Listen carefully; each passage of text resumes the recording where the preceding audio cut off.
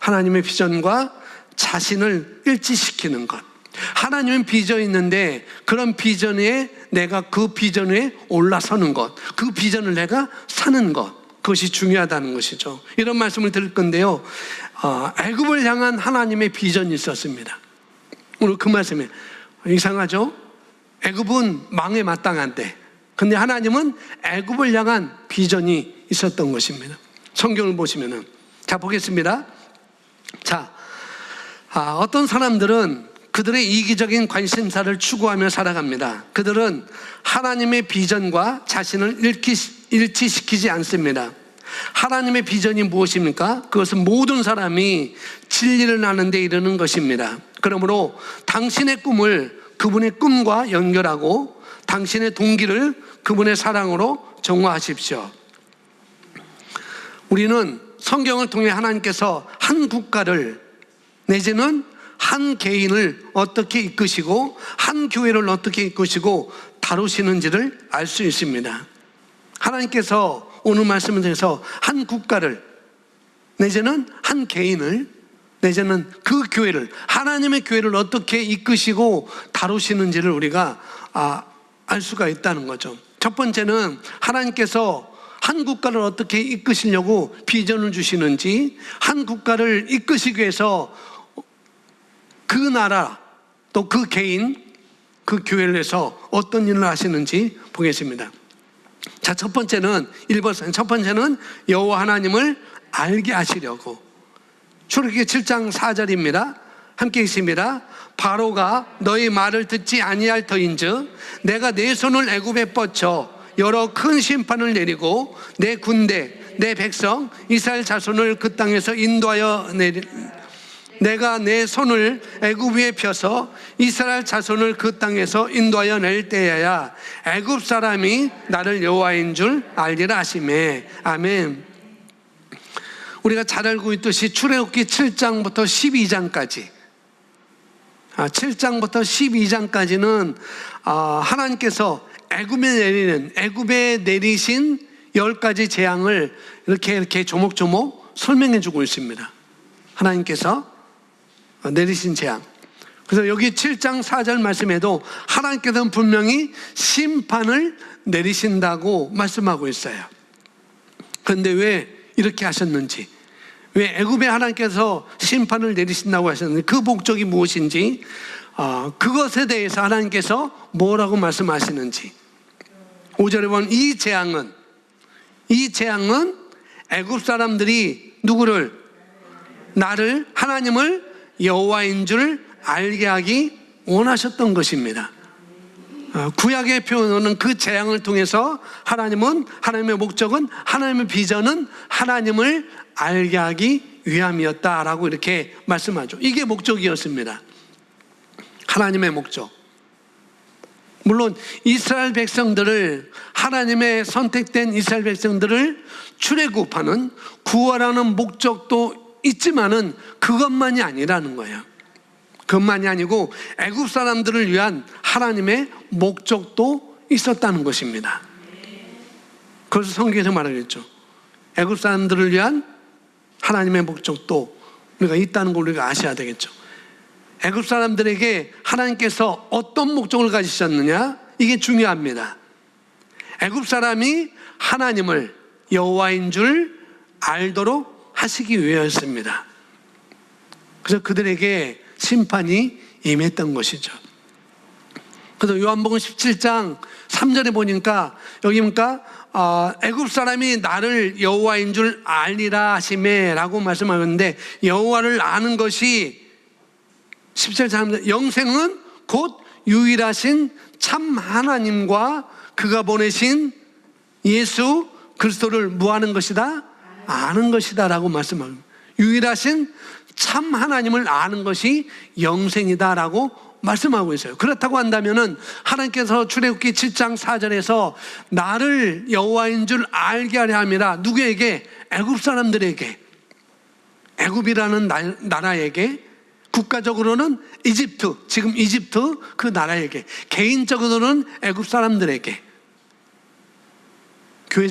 교회적으로는 애굽 교회에게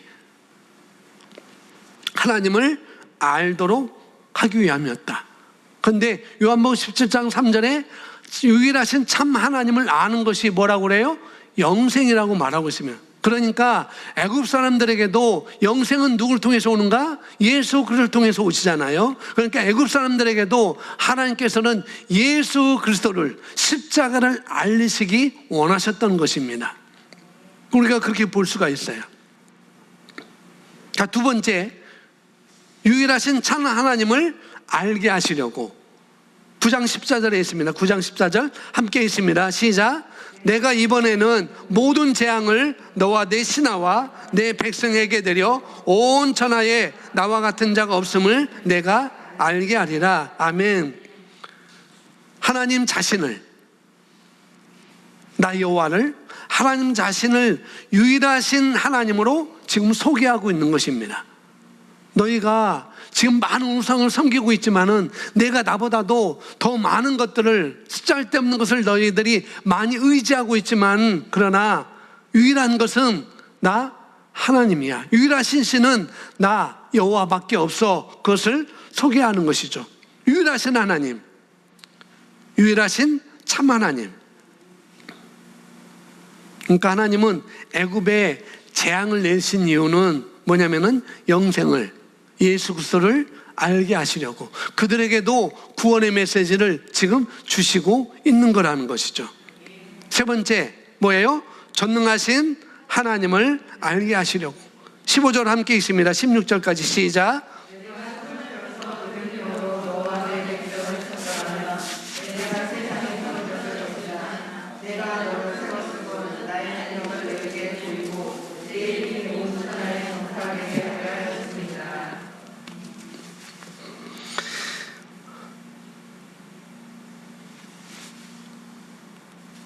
(15절에) 내가 너를 치기 위해 내가 손을 펴서 돌림병으로 너와 내 백성을 쳤더라면, 내가 너를 치기 위해서, 너희 백성을 치기 위해 이 전염병을 보냈다면, 그런 말씀이죠.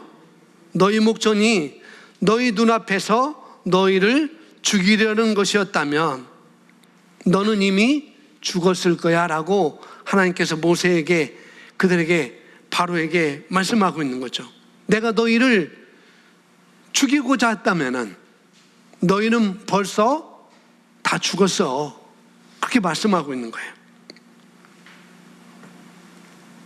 그런데 그렇게 말씀하고 이런 말씀인데, 하나님은 나는 너에게 나의 능력을 보여주려 했다라고 말씀하고 있는 거예요. 내가 너희를 돌림병으로, 전염병으로 너희를 치게 했다면 벌써 다 죽었겠지. 근데 그게 목적이 아니어서, 그게 목적이 아니야. 그게 나의 비전이 아니야. 너희 애굽을 향한, 너희 나라를 위한, 너 개인을 위한 하나님의 목적, 그 비전은 이게 아니야. 뭐라고요? 하나님은 나는 너에게 나의 능력을 보여주려고, 하나님의 능력이 어떤 것인지 보여주려고 하셨던 것입니다. 그리고 16절에 내 이름이 온 천하에 전파되려고 했다라고 말씀하고 있죠. 왜요? 당시 애굽은 최고의 권력 국가였거든요. 최고의 국가였거든요. 그래서 애굽을 통해서 하나님의 능력을 보여주시고자, 그걸 통해 온 세계에 하나님을 전파하시고자 했던 것이 하나님의 목적이었습니다. 하나님은 전능하신 하나님이라는 것, 너희가 믿는 여러 가지 팔이나 뭐 메뚜기나 뭐 여러 가지 너희가 믿었던 그 쓰잘데없는 그런 아무런 피조물은 아무런 너에게 힘도 되지 않아. 오로지 내 능력이, 내가 전능하신 하나님이고 나를 통해서 너희가 복을 받을 것이고 너희를 통해서 온 천하에 복음이 전파되기를 원한다라는 그런 하나님의 목적이 애굽에게도 있었다는 거예요. 이스라엘 백성들에게만 있었던 것이 아니라, 그러니까 하나님께서는 이 세상을 어떻게 바라보시는가, 우리가 그걸 바라볼 수 있어야 됩니다. 그래서 이스라엘 백성들에게, 아니 애굽 백성들에게, 애굽 나라에 내려졌던 그 재앙은 출애굽기 7장부터 12장까지 내려진 그 10가지 재앙들은 이 애굽 사람들에게 애굽 나라가 어떻게 여기 보니까 얼마든지, 이 재앙은 얼마든지 피할 수가 있었습니다. 재앙 자체가 목적이 아니었기 때문입니다. 그러니까 피할 수가 있었다는 거죠. 우리가 앞서 3가지 봤잖아요. 하나님의 목적이 무엇이니? 재앙을 주려는 것이, 예레미야서도 말해요. 너에게 재앙을 주는 것이 내 뜻이 아니야. 너에게 평안을 주는 것이 내 목적인 거야. 나의 비전인 거야 라고 말씀하신 것처럼 똑같이. 그래서 재앙은 얼마든지 피할 수가 있었다는 거죠. 자, 4번째 재앙이 온 목적은 여호와 하나님을 경외하게 하시려고. 19절입니다. 제가 있습니다. 이제 사람을 보내어 내 가축과 내 들에 있는 것을 다 모으라. 들에 있는 내 가축과 사람을 보내서 내 들에 있는 것을 다 모으라. 이미 알려주셨어요. 다 모아. 다 들어오도록 해 경고하십니다. 경고는 좋은 것입니다. 그러니까 다가올 위기를 피할 수 있는 방법을 얘기를 해주는 거잖아요. 그래서 경고는 좋은 거예요. 엄마가 아이에게 마스크 써, 그리고 손 씻어야 돼 라고 말하는 것은 좋은 거죠. 경고입니다. 경고. 어떤 아이는 마스크를 주구장창 써가지고 얼굴이 하얗게 된 아이도 있고, 어떤 아이는 주구장창 안 쓰는 아이도 있고, 너 마스크 안 썼네? 그럼 네 하고 대답해 놓고 또 그 다음에는 또 안 쓰는 아이도 있고. 마스크 써야 돼, 손 씻어야 돼 라고 하는 것은 경고인 것입니다. 아주 좋은 거예요. 좋은 거. 역시 이스라엘 백성들에게도 그렇게, 애굽 사람들에게도, 애굽 나라에도 그렇게 말씀한 거죠. 이제 사람을 보내어 내 가축과 내 들에 있는 것을 다 모으라. 사람이나 짐승이나 무릇 들에 있어서 집에 들어오지 않는 것들에게는 우박이 그 위에 내리니 그것들이 죽으리라 하셨다 하라 하시니라. 경고였습니다. 그런데 그 말을 안 들으면 어떻게 돼요? 여기 나오는 것처럼 우박으로 그 사람들이 죽게 되는 것이죠. 그리고 20절에 바로의 신하 중에, 누구의 신하 중에? 하나님의 백성인가요? 아니었어요. 바로를 주인으로 삼고 있는 그 신하 중에 뭐라고 말합니까? 여호와의 말씀을 두려워하는 자들은 그 종들과 가축을 어디로? 집으로 피하여 드렸다고 했어요. 하나님을 믿는 백성이 아니었습니다. 하나님 은혜 아래에 있던 사람들이 아니었어요. 애굽 나라, 바로 이집트 바로 왕의 신하들이 하나님을 경외했던 것이죠. 너희 가축, 너희 가족, 너희 친척들을 곧 우박이 내릴 것이니까 그 우박에 너희가 맞아 죽지 않으려면은 너희 친척이나 가축, 너희 가족들을 다 집으로 다 들여보내 라는 그런 경고를 바로의 신하들이 하나님을 경외함으로 그 말씀을 들었다니까요. 들은 사람들은 어떻게 했겠어요? 집안으로 모든 걸 다 들였겠죠. 그래서 우박을 피해서 사는 것을 선택했습니다. 그 집안에 있으면은 우박을 맞지 않으니까 살 수가 있는 것이죠. 즉 애굽에 살았지만 이스라엘 백성들과 그 고센 땅, 아주 좋은 땅에 살지는 않았지만 이들은 애굽 사람이었습니다. 애굽 사람으로 애굽 땅에 있는 사람들이었지만은 이들은 하나님의 말씀을 경외함으로, 다른 말로 하나님의 말씀을 두려워했기 때문에 그 경고를 들었습니다.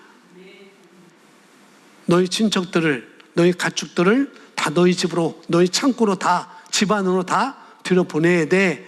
그 경고를 들었던 것이죠. 들었을 뿐만 아니라 그 경고를 또 어떻게 해요? 따랐어요. 듣고 경고를 따랐습니다. 그래서 이 재앙을 피해갔습니다. 그래서 그 재앙이라는 것은 피할 수 있는 거라는 거죠. 피할 수 있는 거라는 거.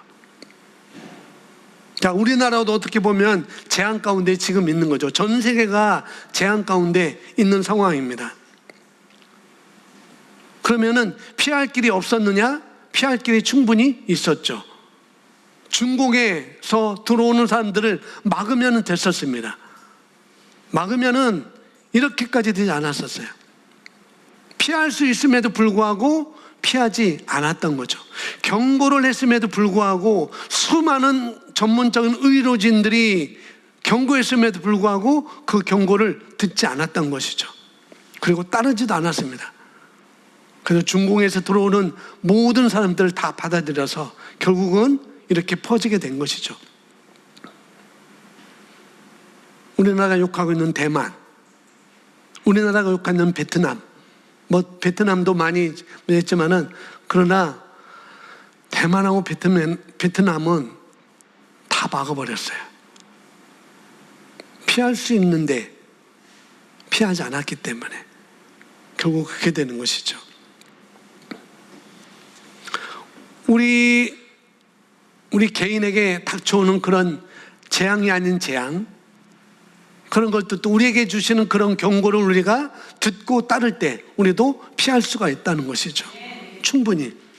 근데 그 피할 길은 뭐냐? 애굽 사람들이 했던 것처럼 피할 길은 뭐라고요? 하나님의 말씀을 경외하는 것입니다.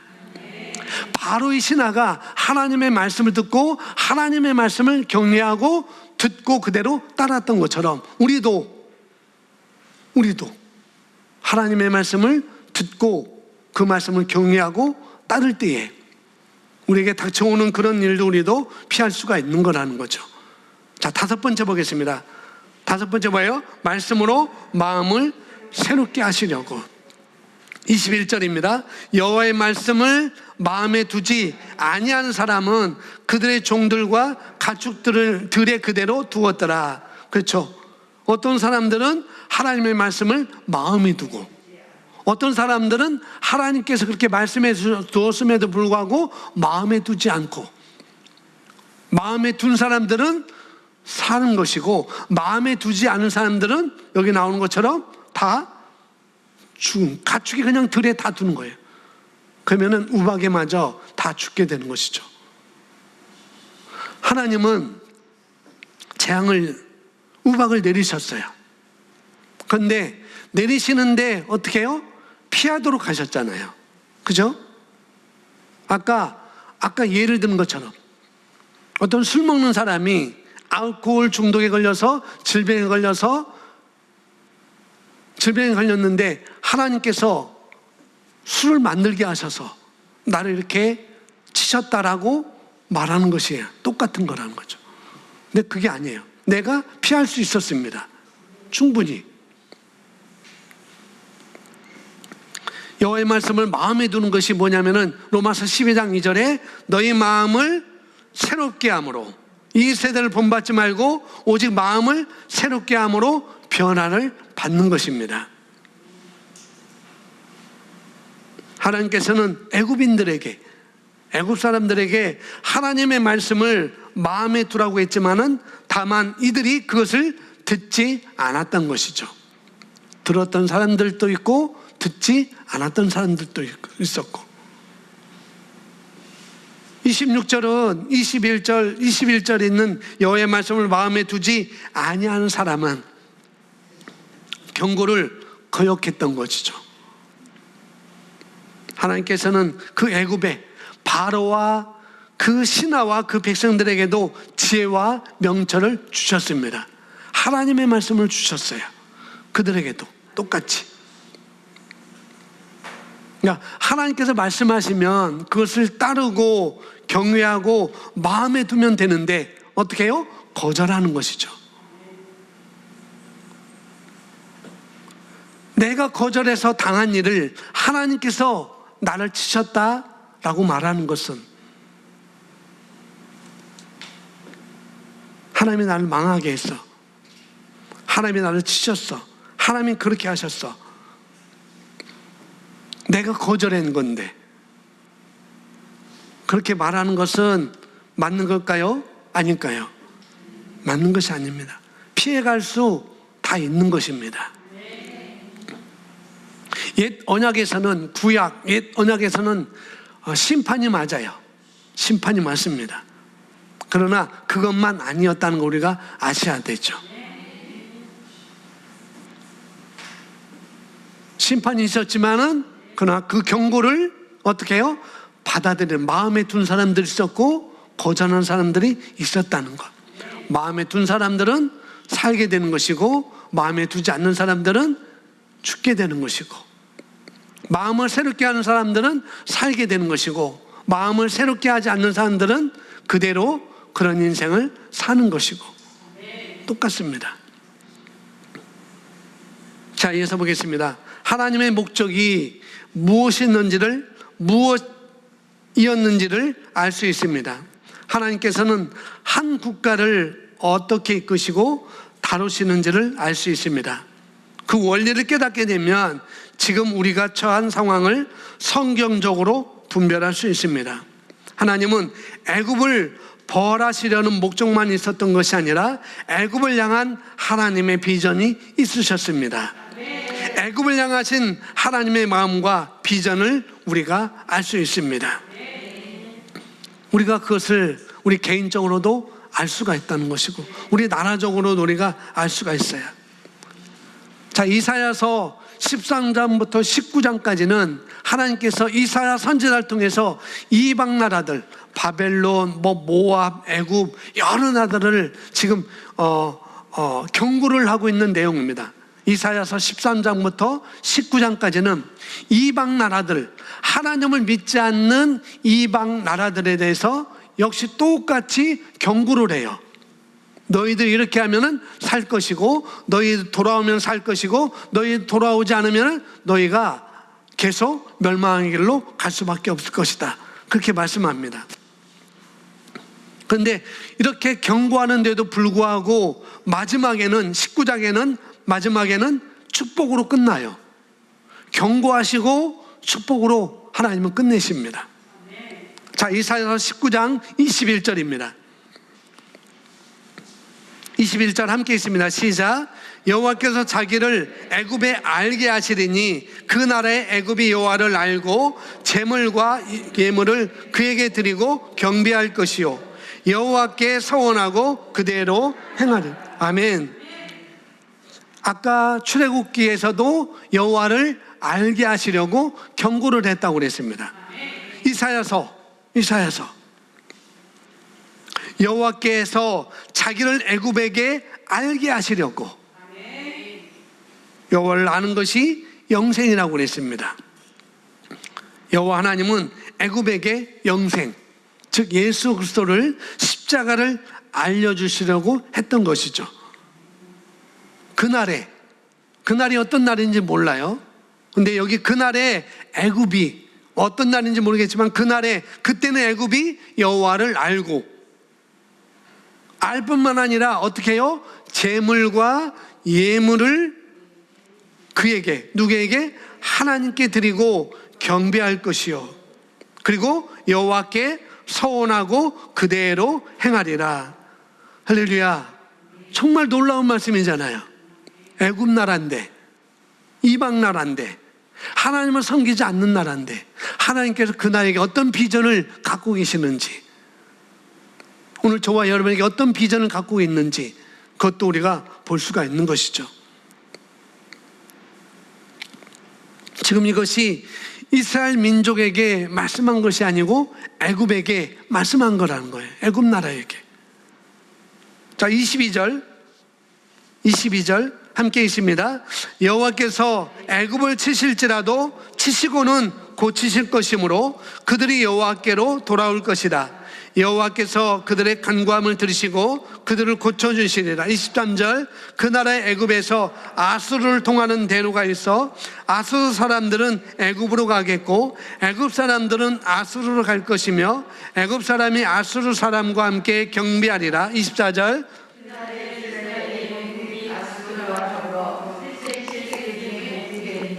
아멘. 24절 끝에 보면은 이스라엘만이 복이 된다 이렇게 한 것이 아니죠. 나의 나라, 내가 선택한 이스라엘만 복이 되게 할 거야 라고 그렇게 한 것이 아니라는 거죠. 물론 아브라함에게 내가 복의 근원이 될 거야 라고 말씀하셨어요. 그렇게 말씀을 주셨는데 여기 지금 이 애굽과 아수르가 들어 있습니다. 이스라엘만 아니라. 아수르는 지금의 시리아예요. 시리아. 이 아수르 시리아는 이스라엘 민족을 가장 많이 괴롭혔던 그런 민족입니다. 그런 대표적인 민족이죠. 그리고 애굽 역시 우리가 잘 알고 있듯이 애굽 역시 이스라엘 민족을 노예로 삼고 있다가 어떻게 해요? 10가지 재앙을 받으면서 애굽 나라가 바로 왕이 이스라엘 민족을 풀어주는, 해방시켜주는 그런 일을 한 나라가 바로 애굽이었잖아요. 그런데 한참 뒤에 하나님은 이사야 선지자를 통해서 다시 애굽에게 어떤 비전이 있는지를 말씀해 주고 있습니다. 재차 말씀해 주고 있어요. 너희 나라가 이런 나라가 될 거야. 24절에 보니까 뭐라고? 그 나라에 이스라엘이 애굽 및 아수르와 더불어 셋이, 하나가 아니라 이스라엘 한 나라가 아니라 셋이 세계 중에 뭐가 되리니? 할렐루야. 이런 말씀 우리가 몰랐었잖아요. 오직 이스라엘만, 오직 이스라엘만, 오직 믿는 사람만. 그런데 그게 아니었다는 거죠. 그리고 25절에 이렇게 말합니다. 이는 만군의 여호와께서 복을 주시며 이르실 때 내 백성 무엇이요? 애굽을 백성이라고 얘기하네요. 누구의 백성? 하나님의 백성이라고 얘기했어요. 내 손으로 지은 아수르여 나의 기업 이스라엘이여 복이 있을지어다 하실 것입니다. 24절에 보니까 하나님께서 이스라엘과 애굽과 아수르를 세계의 복이 되도록 하신다고 그랬어요. 이 세 나라가 온 세상에 복의 근원이 되도록 하시는 그 이유는 왜 하나님께서 이스라엘만 축복하는 것이 아니라 애굽까지 또 시리아까지 이렇게 축복해 주시는가? 만군의 여호와께서 복을 주시며 이르실 때 내 백성 애굽이여 내 백성 이스라엘이여 이게 아니라 내 백성 애굽이여라고 말하고 있어요. 나는 너희 하나님이 되고 너희는 내 백성이 되게 하렵니다 라고 이렇게 말씀하셨는데 이스라엘 백성들 이렇게 말씀하셨는데 그것을 오늘 이스라엘에게만 아니라 너는 내 백성이 된다 이 말씀을 이스라엘에게만 한 것이 아니라는 거죠.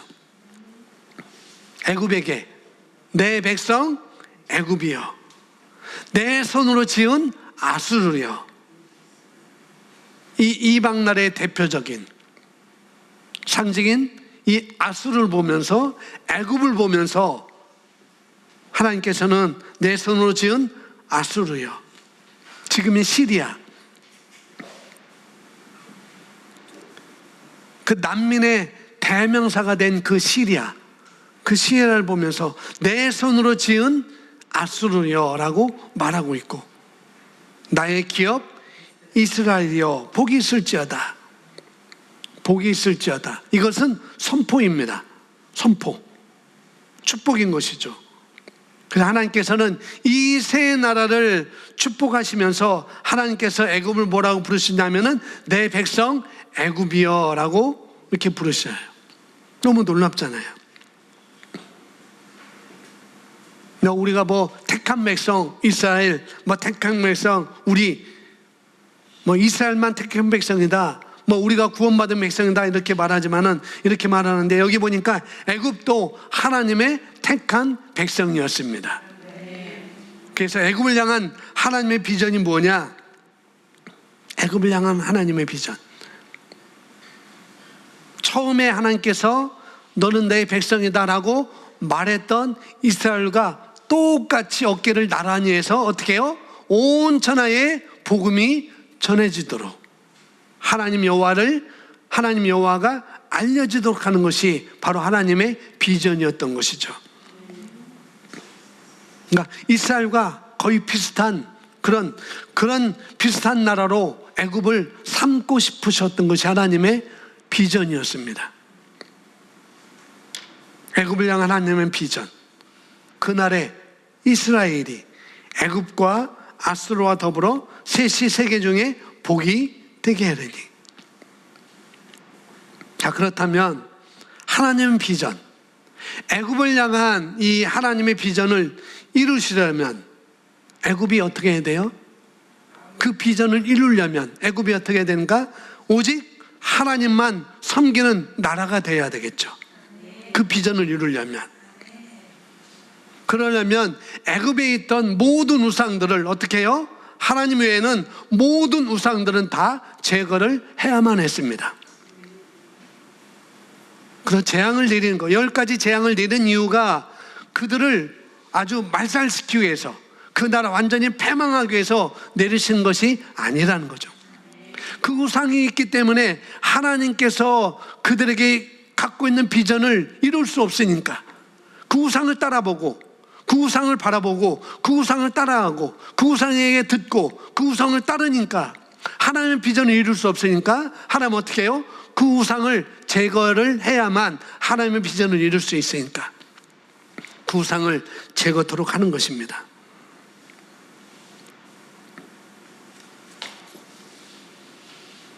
하나님 비전을 이루기 위해서는 애굽에게 있던 10가지 그 우상을 다 제거를 하셔야만 했던 것처럼, 여기서 말하는 그날은 바로 그것이 아닌가 생각해요.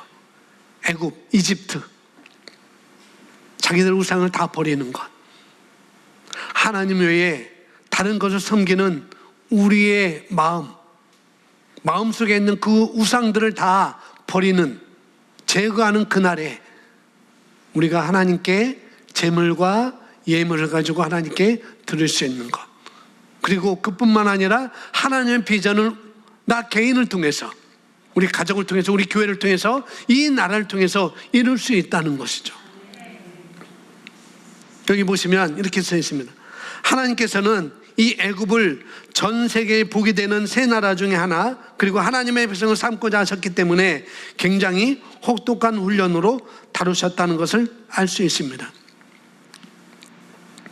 혹독한 훈련이 제가 출애굽기 7장부터 나오는 그 10가지 재앙을 다 보지 못했어요. 근데 여러분이 7장부터 12장까지 보면은 애굽에 있었던, 이집트에 있었던 그 재앙을 계속 나열하고 있습니다. 강이 피바다가 되게 하고, 온통 다 집안과 온 나라가 다 파리가 득실득실하게 하고, 메뚜기가 득실득실하게 하고, 온 나라에 다, 이집트는 눈이 안 내려요. 그 눈이 몰라요. 근데 하나님은 우박을 내려가지고 희한한 일이죠. 볼 수 없는 것을 우박을 내려서 그런 재앙을 내리는 것, 그걸 하고 있습니다. 왜? 하나님의 백성을 삼고자 하기 위해서 혹독한 훈련으로 다루는 것을 볼 수가 있는 것이죠. 자, 하나님께서 이 각각의 민족을 향한 비전이 어떠하냐에 따라 그 민족을 다루시고 있는 그 혹독함이 달라질 수 있으면, 나라뿐만 아니라 우리 개인도 똑같다는 거죠. 나에게 어떤 비전을 두고 계신지, 거기에 따라서, 그 비전에 따라서 우리를 훈련하는 그 과정도 역시 다를 수가 있다는 것입니다. 그래서 이것이 하나님께서 우리를 치시는 게 아니라 우리 민족 또는 나 개인이 이미 벌써 버려야 됐던 그런 여러 가지 일들을 버리지 않았던 것들이 결국에는 재앙이 되어서 나를 치는 것으로 봐야 합니다. 잘 읽어보시면 될 거예요. 우리가 애굽을 보면 아주 나쁜 나라, 그렇죠? 아주 나쁜 나라, 하나님의 백성들을, 이스라엘을 아주 오랜 동안 노예로 삼았던 그런 나라가 아니었겠어요? 아주 노예로 삼았던, 하나님의 사람들은. 그래서 우리가 생각하기를 애굽은, 이집트는 재앙을 받아 마땅한 나라야 라고 우리가 생각하는 거예요. 왜? 이스라엘 백성들을 노예로 삼고 있었기 때문에. 또 하나님께서 완전히 애굽은 하나님께 완전히 버림을 받았네, 애굽은 하나님께 완전히 그냥 하나님께서 싹 쓸어보셨네, 재앙으로 10번이나 강도가 더 높은, 그런 강도가 높은지 안 높은지 모르겠지만 10가지 재앙으로 아주 이 애굽을 완전히 다 쓸어버리시는, 이렇게 생각하는 것이 우리의 생각이라, 그렇죠? 아주 그날은 완전히 없애버린 거나 막 쓸어버린 게나 애굽을 그렇게 하는 것이 나, 그것이 바로 우리의 생각이라는 거예요. 그런데 하나님께서는 이 애굽을 전 세계에 복이 되는 새 나라 중에 하나로 하나님은 보셨습니다. 그리고 하나님은 그 하나님의 백성을 삼고자 하셨기 때문에 굉장히 호떡한 훈련으로 그들을 다루셨던 것이죠. 우리가 그렇게 생각을 할 수 있어야 된다는 거죠. 여러분, 재앙과 훈련은 다른 것입니다. 그죠? 재앙과 훈련은 달라요. 우리 최 집사님 아들, 예를 들면 우리 최 집사님 아들이 태군이가 아침, 오전, 오후로 아주 농구를 굉장히 열심히 해요. 농구 굉장히 열심히 하는데 그래서 농구로 한번 예를 들게요. 농구. 태군이가 농구를 열심히 해서 농구로 예를 들게요. 자, 국가대표 농구 선수가 있어요. 올림픽에 출전할 농구 선수가 있습니다. 그리고 초등학교 방과 후 프로그램 농구 교실 다니는 학생이 있습니다. 국가대표 농구 선수가 있고 초등학교 방과 후 프로그램 농구 교실에 신청한 학생이 있어요. 그런데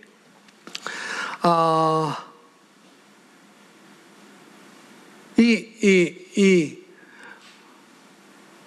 평범한 방과 후 프로그램 이 농구 교실에 신청한 이 학생이 야식을 먹는다고 해서, 또 친구들과 돌아다니면서 떡볶이를 먹는다고 해서 그 강사 선생님이 너 그러면 안 돼, 내 몸을 유지해야 되지, 너 그러면 안 돼, 너 3점슛 300개 해, 그렇게 하나요?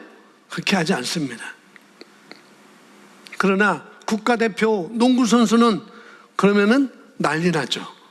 밤에 돌아다니면서 야식을 먹거나 친구들과 같은 또래 국가대표 선수들과 함께 밖에 나가서 떡볶이 먹고 그러면은 난리 나는 것입니다. 그리고 그 국가대표 선수들에게는 3점슛 하루에 300개, 이것은 그에게 혹독한 것이 될 수 있지만은 그러나 혹독한 것이 아니라는 거예요. 왜요? 국가대표 농구 선수는 금메달을 따는 목적이 있기 때문에, 그들의 비전은 금메달이었기 때문에, 그래서 그것은 혹독한 훈련이 아닌 것이죠. 그렇죠? 평범한 방과 후 프로그램 농구 교실 학생에게는 혹독한 것 같지만 분명히 이 방과 후 프로그램 농구 교실에 신청한 그 학생에게는 골 하나만 넣어도 3점슛이 아니고 그 농구 그 골 밑에서 공을 하나만 넣어도 선생님은 잘했어, 정말 잘했어, 너 소질이 있는 것 같아, 너 한 번 더 해봐 라고 그렇게 칭찬하지, 국가대표에게 그렇게 했다고 해서 그렇게 하지 않았습니다. 다른 것이죠. 왜? 그 사람들은 올림픽에 나가서 금메달을 따는 것이 목표니까. 그런 사람이 코치가 날 미워하는 것 같아, 나를 너무 혹독하게 훈련시키는 것 같아, 3점슛 300개라니 이건 도저히 날 할 수 없어, 그렇게 반응하지는 않죠. 절대로. 그래서 각 개인에 따라, 각 나라에 따라 하나님께서 그 개인을 향한 비전, 그 나라를 위한 비전이 어떠함에 따라 그 훈련도 다르다는 거예요. 훈련도. 그 민족을 다루시는 그 혹독함이 다를 수가 있는 것입니다. 마치 방과 후 프로그램 농구교실에 신청한 학생과 국가대표 농구선수 훈련받는 그 혹독함이 다르듯이 역시 개인적으로도 그렇고 우리 나라적으로도 그렇고 하나님께서 주신 우리 비전에 따라 훈련의 혹독함이 다를 수 있다는 걸 우리가 아셔야 되겠습니다. 그래서 이건 하나님께서 우리를 치시는 거 아니라는 거죠. 그런 혹독함은 우리 민족이 또는 우리 각 개인이 벌써부터 예전에 버려야 했던데 버려야 할 것을 버리지 못하고 여러 가지 일들을 버리지 않았던 것들이 결국은 그것이 나에게 재앙이 되어서 나를 치는 것이 되는 거예요. 하나님이 치는 것이 아닙니다. 우리는 왜 그런 것들을 버려야 되나? 왜 애굽이 10가지 그 우상들을 섬겨야 되나? 제가 말씀 안 드려도 이미 다 나왔습니다. 왜 똑같이 왜 그리스도인들이 그걸 버려야 되나? 세상 사람들은 술도 마시고 담배도 피고 잘만 하는데 왜 예수 믿는 사람들은 술, 담배 하면 안 된다고 등등등 이렇게 말하는가? 왜 그런 것들을 우리는 버리라고 이렇게 말하는가? 저 사람은 죄만 그렇게 짓고 사는데 그냥 살고 있는데 왜 저 나라는 온갖 우상을 섬기고 있는데 마치 일본처럼 일본은 온통 잡신을 섬기고 있잖아요. 그럼에도 불구하고 일본은 우리나라보다 더 잘 살고 있는데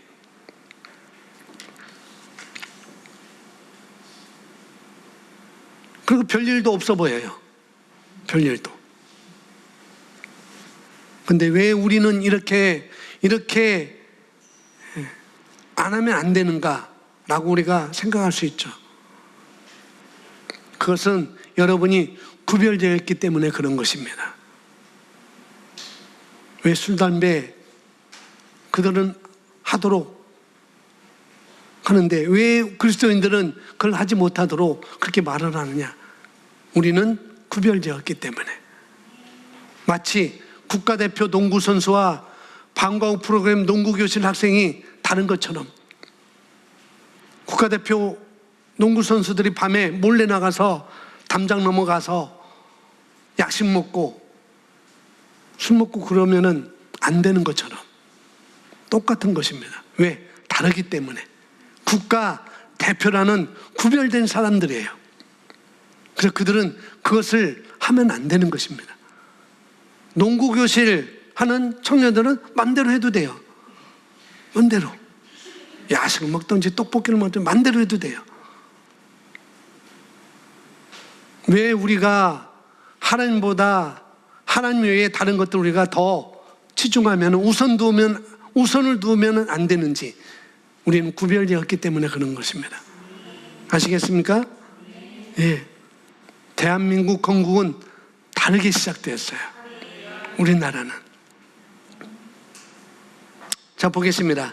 자, 하나님께서는 모든 민족을 사랑하시고 모든 민족에게 이름을 주셨고, 그렇죠? 에베소서 3장 14절에 있는데, 이러므로 내가 하늘과 땅에 있는 모든 족속에게 이름을 주신 아버지 앞에 무릎을 꿇고 비노니라고 말씀하고 있습니다. 모든 민족에게 비전이 있으신데 하나님께서 우리나라에 주신 특별한 비전이 있다고 우리는 믿어야 합니다. 나라뿐만 아니라 우리 개인도 똑같은 거죠. 애굽이 10가지 재앙을 맞아서 마치 하나님께 버림받은 것처럼 보였지만 사실은 애굽을 향한 하나님의 놀라운 비전을 이루기 위해서는 애굽 안에 있는 하나님적이지 않은 것들을 제거해 버려야 했기 때문에 각각의 우상들이 재앙이 되어서 애굽을 쳤던 것처럼 우리 개개인과 우리 민족을 향한 하나님의 크신 뜻이 있기 때문에 하나님께서 애굽을 향해서 내 백성 애굽이여 이렇게 말씀하신 것에 근거해서 하나님의 사람들 그리고 하나님의 백성으로서 맞지 않는 부분들이 있을 때 그런 것들이 오히려 재앙이 되어 우리를 치는 것이 바로 출애굽기 7장과 12장까지 나타난 10가지 재앙이었고, 이것은 하나님께서 치신 것이 아니었습니다. 그렇죠? 예를 들어서 우리 대한민국이 경제적으로나 여러 가지, 왜 우리 대한민국이 중공을 의지해야 될까요? 왜 그들의 눈치를 보여야 될까요? 왜 중공의 눈치를 봐야 돼요? 이건 말이 안 되는 것이죠. 왜 이 대한민국이 중공이라는 공산국가를 우리가 눈치를 봐야 되고 또 의지를 해야 됩니까? 경제를 위해서? 물론 그럴 수 있지만은 그러나 그건 아닙니다. 그러나 그건 아니라는 거죠. 하나님께 선택받은 이 나라가, 이건 말도 안 되는 것이죠. 이렇게 볼 때 제가 생각할 때 우리나라는 국가적으로 볼 때는 태평성대는 잠시 잊어야 된다고 생각해요. 우리는 잠시 잊어야 됩니다. 이번 우한폐렴 코로나19로 끝나는 것이 아니라는 거 우리가 아셔야 돼요. 정말로. 애굽을 향하신 하나님의 비전, 10가지 재앙, 이 부분만 놓고 볼 때는 하나님은 정말 애굽을 미워하셨나 봐. 애굽을 정말 싫어하시나 봐. 감히 하나님의 백성들을 못 살게 굴어? 그래서 하나님은 애굽을 이렇게 혼내시는가 보다. 이렇게 치시는가 보다. 10번이나 치셨네?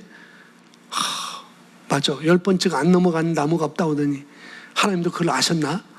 10번이나 재앙으로 치셨네. 이렇게 우리는 생각한다는 거죠. 이렇게. 그런 생각 때문에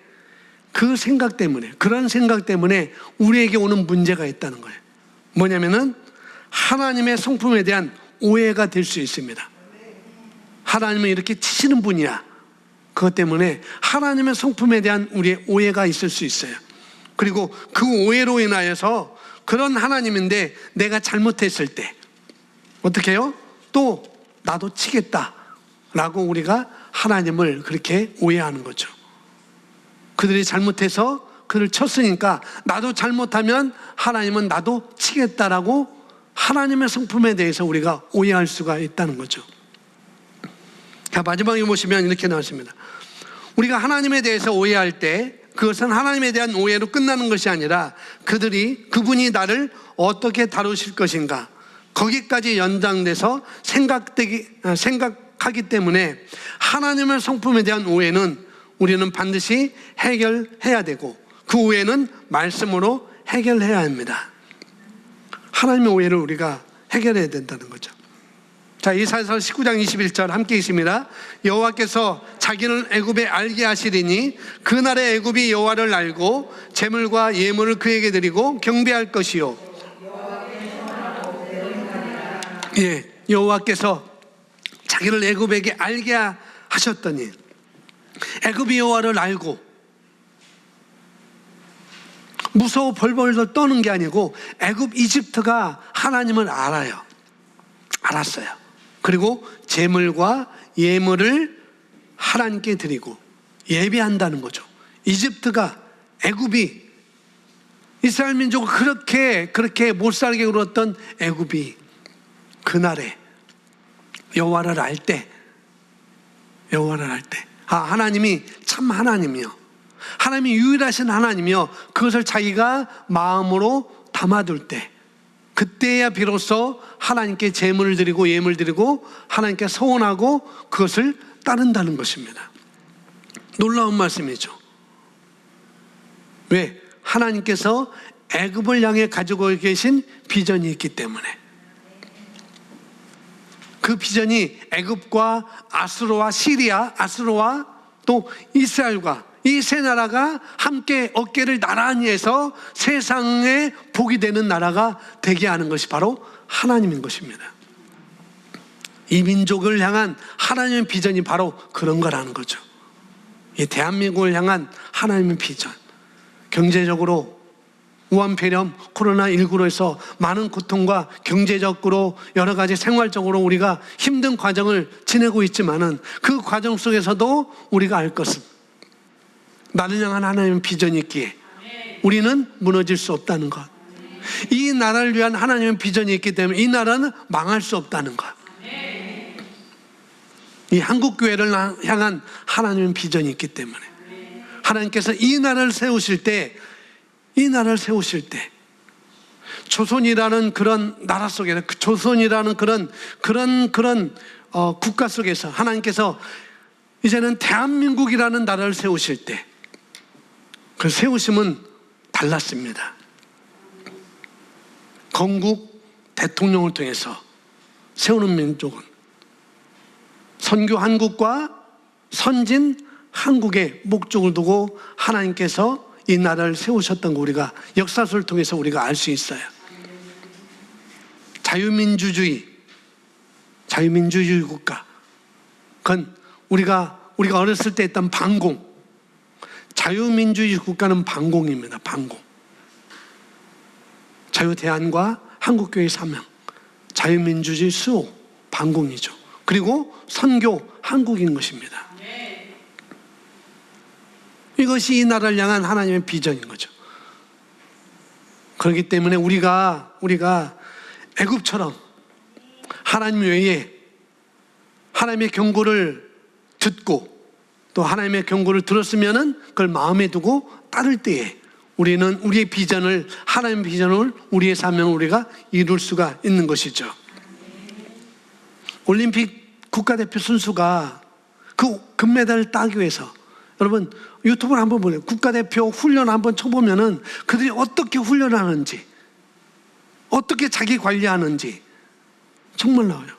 제가 잠시 봤는데 영상을 보여도 잠시 봤는데요. 그 유도 선수가 힘을 기르기 위해서 이 철봉을 하는데 철봉을 가지고 위로 내렸다 그걸 팔 힘을 기르기 위해서 훈련하는데 목에 뭘 건지 아세요? 커다란 쇠사슬 체인을 걸었어요. 무게가 한 50kg 되는 그런 체인을 쇠사슬을 목에 걸고 왜 이거 거냐니까 힘을 더 기르기 위해서.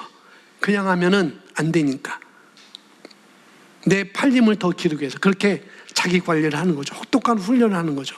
왜? 목적이 있기 때문에. 금메달이라는 것. 우리에게도 목적이 있는 것입니다. 하나님의 부르심을 이루기 위한 것. 목사님, 저는 그냥 올림픽 금메달 국가 선수가 혹독한 훈련을 저는 하기 싫어요. 저는 그냥 농구교실 신청한 학생처럼 그렇게 그냥 그대로 살래요 라고 하시는 분이 있을 수 있어요. 근데 그건 내가 정하는 것이 아닙니다. 하나님께서 정하신 거예요. 우리의 부르심은 내가 정하는 게 아니라 하나님께서 정하시는 것입니다. 하나님께서 예레미야 선지자를 부르실 때 그에게 사명을 줄 때 예레미야 1장 5절에 하세요. 내가 그렇게 가는 게 아니야. 뭐라고 말하면은 야 예레미야야 너의 사명은 너의 부름은 너에게 있는 거 아니야. 내가 너를 모태에 너 어머니 뱃속에 생기기 전에 내가 너를 불렀어. 내가 너를 선지자로 내가 너를 선별했어. 그래서 내가 하고 안 하고는 내가 결정하는 거 아니고 너의 부르심은 내가 선택하는 게 아니고 이미 내가 너의 삶을 그렇게 너의 부르심을 내가 그렇게 선별했던 거야 라고 말합니다. 역시 우리도 똑같습니다. 이 나라도 마찬가지고요. 우리의 부르심은 우리가 정하는 게 아니에요. 하나님께서 이미 우리를 그렇게 부르심을 정하셨습니다. 하나님의 비전대로 살도록 하나님의 목적 안에 살도록 그렇게 우리를 부르셨어요. 그럼 우리는 그걸 이루어가는 것이죠. 내 백성 애굽이여 내 손으로 지은 아수리여 나의 기업 이스라엘이여 복이 있을지어다 라고 말한 것처럼 하나님께서 이렇게 말씀하셨는데 너무 놀랍죠. 내 백성 애굽이여. 이 애굽에게 복을 주시잖아요. 축복하시잖아요.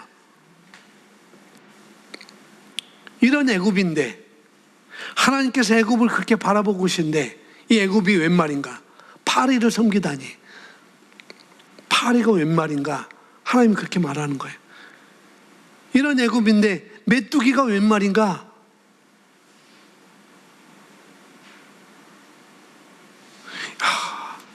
여러분, 섬길 게 없어서 황소개구리를 섬기고 있으니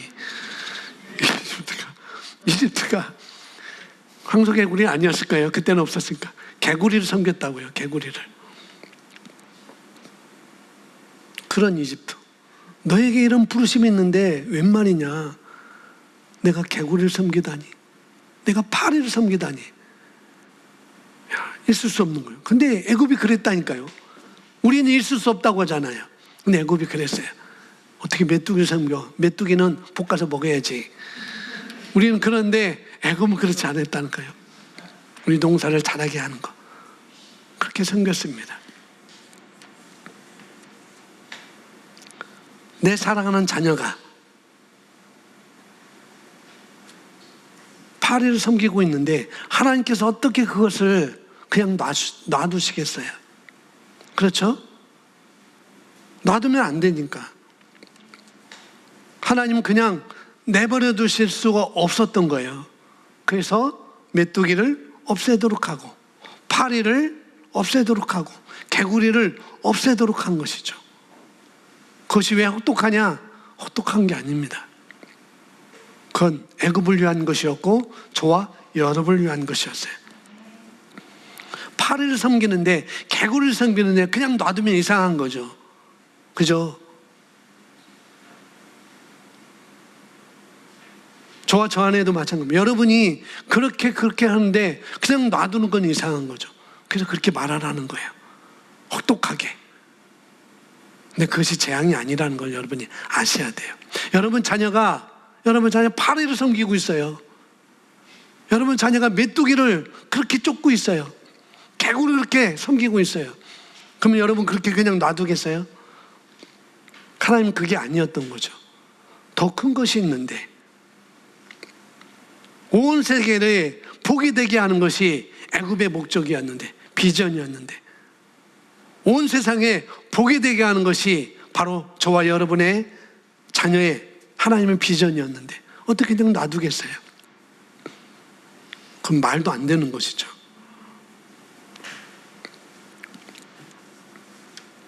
우리나라도 마찬가지죠. 우리나라 자유, 대한민국, 그런 건국되는 과정을 보면 사실 미국보다도 놀라운 나라가 대한민국입니다. 너무나. 역사를 보면 그렇게 고백할 수밖에 없어요. 역사를 보면. 하나님께서 직접 세우신 기독교 국가. 한국. 아닌 것 같지만 이승만 대통령을 통해서 이 대한민국을 건국할 때 정말 기독교 국가로 시작부터 기도로 하고 그렇게 세운 나라입니다. 우리나라는 기독교 국가입니다. 아니라고 하지만 미국은 성경을 근거로 해서 세운 나라가 바로 미국이고 대한민국은 기독교 국가였어요. 하나님이 주신 기독교 국가입니다. 이 놀라운 나라인데 어떻게 해요? 직접 우리가 깨닫지 못하고 직접 벽에다가 머리를 박고, 여러분 벽에다가 머리를 박아야만 아픈지 아세요? 아니잖아요. 그런데 한국은 그렇게 하고 있다고요. 그런데 어떤 일부 그리스도인들은 그렇게 하고 있어요. 머리를 벽에 박아야만 아픈 줄 아는 거.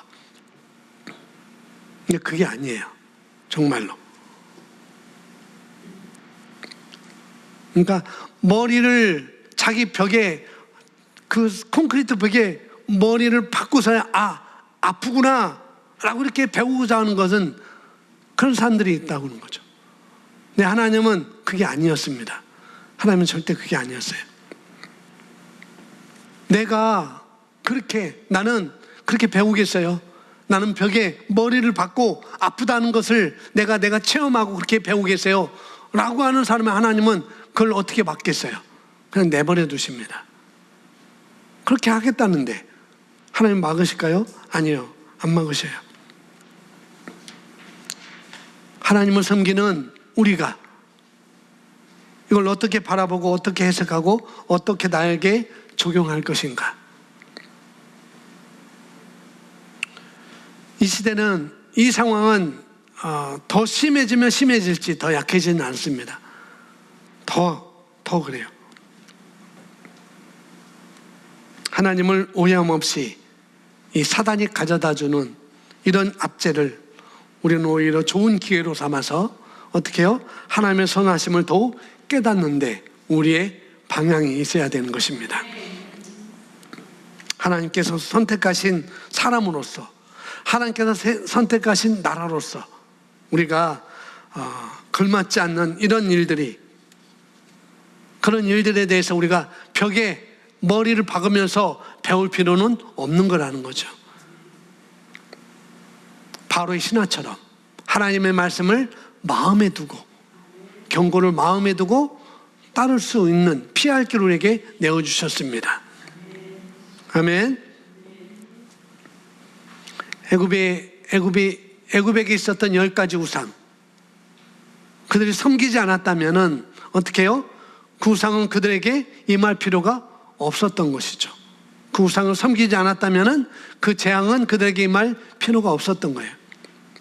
그래서 고센 땅, 이스라엘 백성들이 아주 평안으로 좋은 땅에 살고 있었던 그 고센 땅에 보호받았던 것처럼 우리가 하지 말아야 될 행동들을 하지 않을 때 어떻게 해요?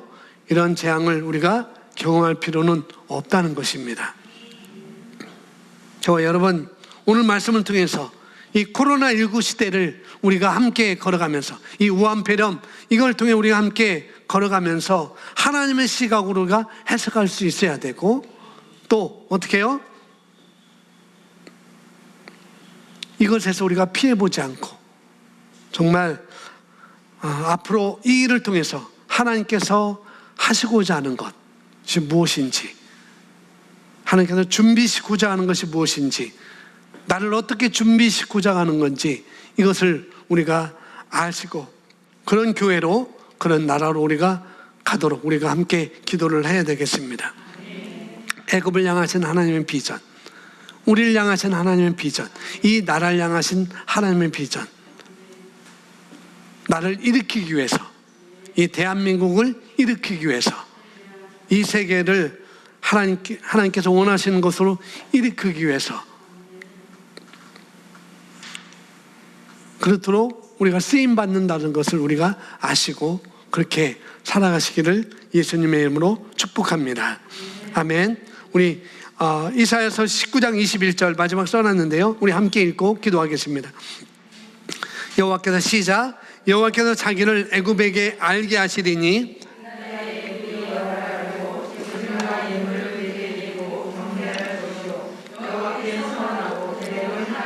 아멘.